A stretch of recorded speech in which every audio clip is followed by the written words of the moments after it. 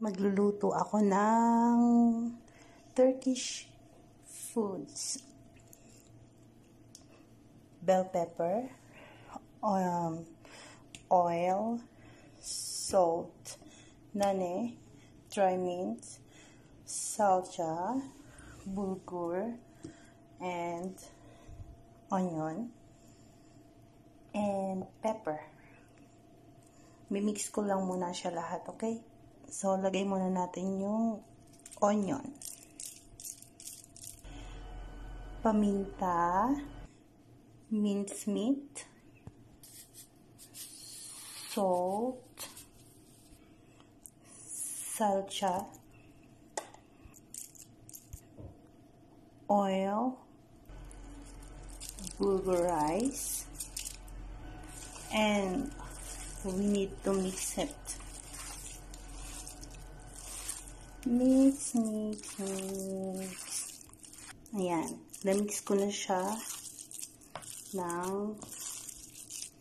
So, kailangan naman nating linisin to para dito natin ilalagay yung ground meat. Okay? Ayan guys. Nalinis ko na siya.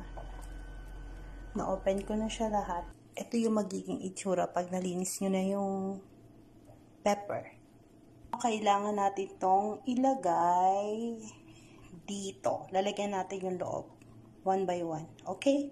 So, kailangan natin ilagay ito sa loob.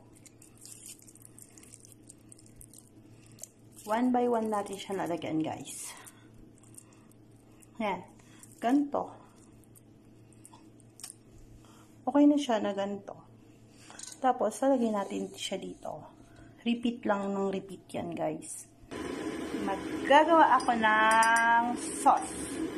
Salsa, nane, salt, oil. Ayan. Yan na siya nung natapos.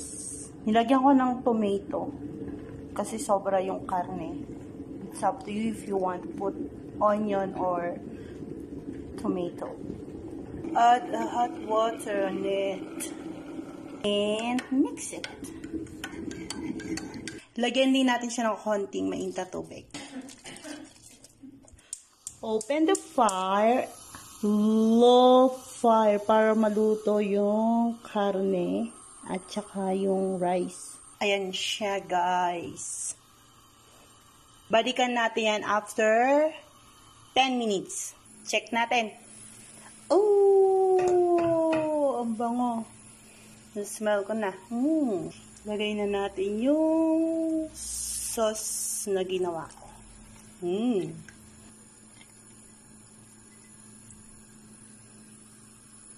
Ayan na siya. Wait na lang natin siyang maluto.